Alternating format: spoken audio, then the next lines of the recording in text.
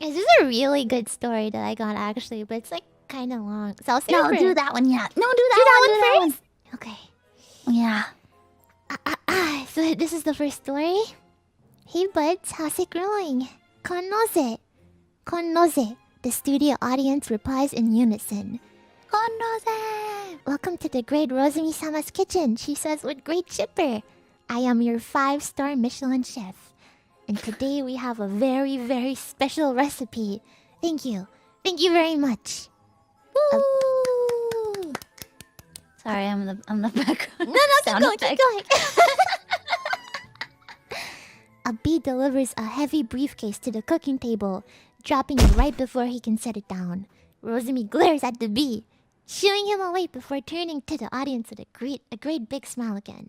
Today, the great Rosemi-sama will be making a very special meat recipe, the Rose Roast Pig!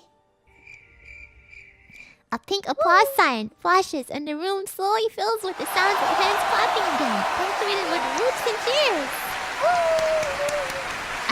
Thank you. She motions for the bee to come back and then whispers some instructions. The bee nods and flies off. This is a very special recipe with lots of specialized ingredients preparation that some pigs will take as ASMR, so you best be grateful.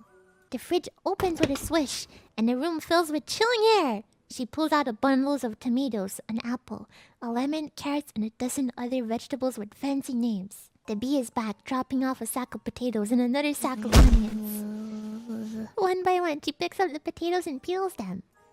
The skin falls to the floor as a trail of peels. The same fate befalls her carrots. Who's been a good bud? I have, someone in the audience says. It's me. I'm the one in the audience. Not now, pig. I'm saving you for later, Rosemi says with a wink. The audience member falls to his seat, his life's purpose met in that one moment. Next up, washing the vegetables. She turns on the tap and a rush of water beats down on her ingredients. The force of the water seems to power wash the dirt off. She lays them down gently, as if they were precious ancient artifacts, before bringing the knife down in an exploding sound. The vegetables are left in perfect cubes. The tomatoes have it worst. Rosemi has a big smile on her face as she puts down the tomato basin on the ground and pulls a sledgehammer out of the briefcase. Rose Mama doesn't like this part because it makes too much of a mess, but this is my favorite part. Small splatters of tomato blood cover her apron, and she grins even harder than before. Setting down a tin can, Rosemi brings out a new tool from the briefcase. It's time for round 3,452 of can opener redemption, everyone.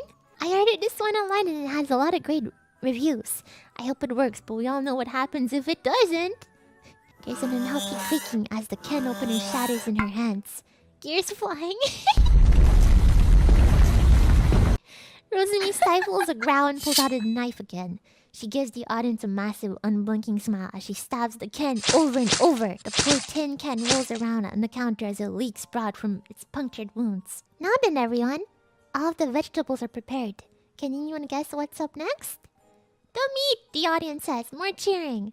That's right, everyone. We're going to use some very special meat today. This recipe works better the fresher the meat is. So what better than to use a live pig? A cart squeaks onto the stage. There's a naked man on the cart tied in a fetal position. Did you read this, Rose? Did you read this before you part of it? Okay, I think it's fine. Let's keep going right now. There's a naked man on the cart tied in a fetal position. This little pig has been very naughty, Rosemi explained. You see, when you were all clapping earlier, he stopped clapping first. Can you believe it? On cue, the audience booed the man. Boo! Boo! Rosemi waved her hands as if to calm down the audience. Shh. The great Rosemi is very generous and forgiving. This misbehaving pig can still be redeemed. She turns to the man, slipping on a glove as she holds his chin up. So, pig, since you've been so kind as to volunteer for us today, how about you tell us about yourself? Do you play any sports? Do esports count? The man whimpers. Rosemi backhands him. No, you stupid football! Holy sh! Oh my god! No, it's not me!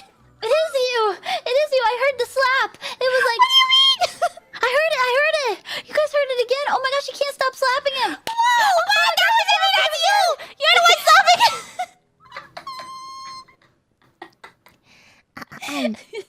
No, you stupid Buddha. I wanted to know if you do anything to keep healthy, and I suppose the answer is no. With a flick of her wrist, she unties the thorn ribbon around her hair and wraps it around the man's limbs. Rosemi asks the man to open his mouth, and she shoves an apple between his teeth. Don't you dare bite down, pig. Rosemi presses a button on the table, and an entire section of the wall comes down, revealing a massive oven. This part is very important. We absolutely need something this big to fully cook the meat. The great Rosemi-sama is very careful of proper cooking methods. The man gives her a concerned glance, unable to talk with the apple in his mouth. Rosemi didn't budge. Please don't struggle, pig. You wouldn't want the meat to be cooked unevenly, would you? She held a knife to his throat. Whoa! Cutting the roast before it's cooked will diminish the flavor, but I'm willing to make compromises. Making a big show of it, Rosemi twirls her hands as she pushes the cart into the oven and slams the door shut! A few more button presses and the screen door glows red with heat. Agonizing minutes pass. There's a small ding as the room fills with the smell of meat cooking. The oven door falls open and the cart slides back into the room. Miraculously, the man is still alive. It's hard to tell where the strap started and where his skin ended. The leg is one of the best cuts, Rosemi explains. As she takes out a chainsaw from under the table. Please hold still, you'll ruin it if you move, and then I'll have to start over, she says as she makes that squawking laugh again, huh? That's so rude! Who said that? She revs up the chainsaw and brings its serrated teeth down on the pig. An agonizing howling fills the room, but is quickly drowned out by more clapping and cheering. The apron is stained with all sorts of things now. Stew droplets, tomato guts, men's guts. It was all a wonder why she even bothered wearing a white apron at all. Rosemi takes out a smaller knife and shears slices of steaming meat off the severed leg onto a plate. Who would like a taste? She asks eagerly, preparing the other limbs. Don't worry, there's plenty for everyone. Feet fly as 100 seats empty in the blink of an eye. Spoon clang against dishes as hungry mouths shovel food into grateful mouths. And Rosemi's banquet is devoured in a matter of minutes. That concludes today's episode of Rosemi Cooking Otsurose.